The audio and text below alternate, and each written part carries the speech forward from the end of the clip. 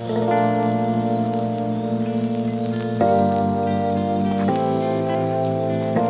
so I have 30 days left of being a platoon leader, and this video, as you guys can see from the title, is talking about what do you do once you have 30 days left in your organization as a platoon leader, and to be honest, as a leader, I guess, right?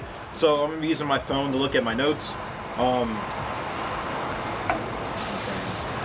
You gotta love these trains here in Korea, right? It's actually having that left and that right seat with the new incoming platoon leader.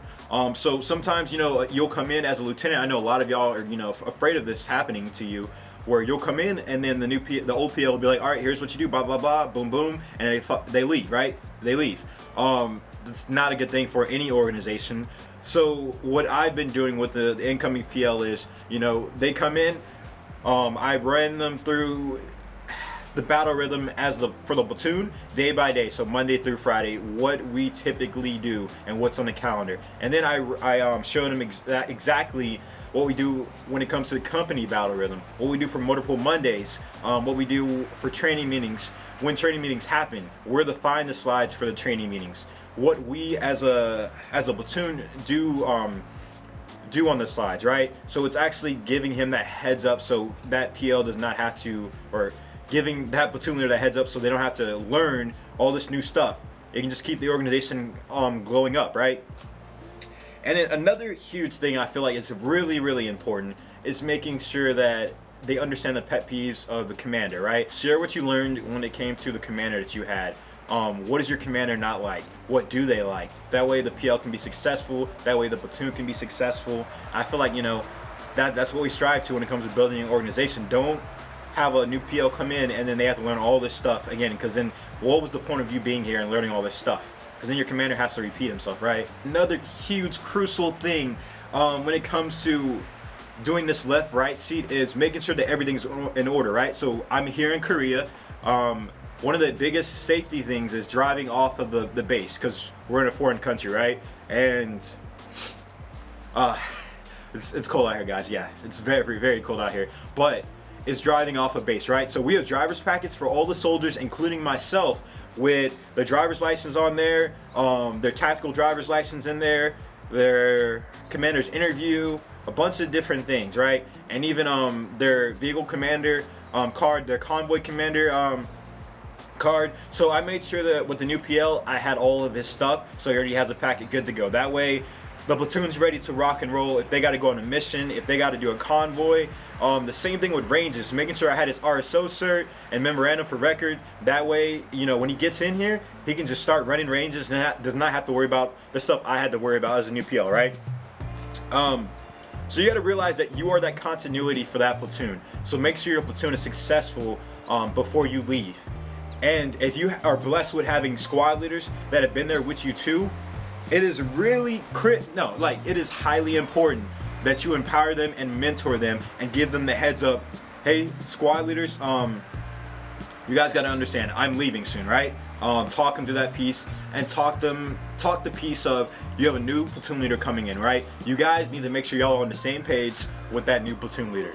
You guys are gonna be the ones that are the continuity now, showing that PL how we do things in the platoon. And understanding things can change, because that PL might not like the battle rhythm that's working, right? And that's fine, because organizations shift and evolve all the time. But just showing that PL how to be successful, letting the PL know they don't have to do everything, because I thought I could do everything, and that's that you're gonna crash and burn. But then know that you will learn stuff from that new PL. So my squad leaders, they have been to a lot of ranges here on the peninsula, so they have that experience that they can give to that PL. They've ran ranges and they can give him all the AAR comments and how to be successful as a PL here, right? So have that conversation with your leaders. It doesn't even have to just be your squad leaders. It can be all your leaders, so that they all understand what's about to happen when you leave and when the new PL comes in, right? Because we're about building an organization to be better. So that's why the left-right seat is really important in any profession, to be honest with you. For you being a new platoon leader, realize you will not have control over everything. You will not have control over everything in the platoon, the company, the soldiers. Soldiers are going to do dumb stuff sometimes, just because we're all human. And you have to be that PL, that leader that can mentor and guide your leaders, and even your soldiers at times too, to understand that they can get past that, you know? And then once it's time for you to leave, it's going to be your time to make sure that you understand it's time to pass the torch, that you got to go into your next assignment. That's one of the biggest things, right? Knowing when it's time to leave, but making sure that you do that left-right seat with that PL. And one last thing that I forgot to talk about was inventory. So making sure that inventory is good to go before you leave. You do not want to screw over the next platoon leader. 30 days out, that time has definitely flown, right? The last big thing I have is when you're talking to that new incoming platoon leader, this isn't insulting their intelligence, but help them when it comes to how to brief the commander. How does he or she like to be briefed during their company training meetings, right? Because everybody loves to be briefed a different way. And the next thing is, how does the battalion commander like to be briefed when you're a platoon leader? Because yes, that lieutenant, they could have been on staff, or they probably were on staff, more than likely. And yes, they might have briefed, a BC here or there, but have they briefed them as a platoon leader? All those different things that they're going to need. Just make sure there's no surprises. Make sure there's no surprises for them being a new platoon leader, because you have so much potential to keep your platoon running as it is when you're the PL. But on top of that, once you give all of this advice, mentorship, and guidance to your squad leaders and new incoming platoon leader, hey, you don't know what's going to happen when you leave. It could crash and burn, or it could keep glowing up. It just really depends on that person taking over, and that's really letting go and passing that torch, right? No matter what you do, it's going to happen. Same thing with the platoon sergeant. Have that talk with them. And let that platoon sergeant know, hey, this is going to be your new battle buddy, so you guys can start talking to and having that left/right seat, so you guys can keep the platoon going whenever they actually do take the torch from you, right? Wow, 30 days left, less than 30 days as a platoon leader. Doesn't seem like it was going to happen, but I enjoyed my time here in Korea. I promise you guys, this is the last few tips for this video, but when you have less than 30 days of being the platoon leader, you need to make sure you realize that you have to take care of yourself.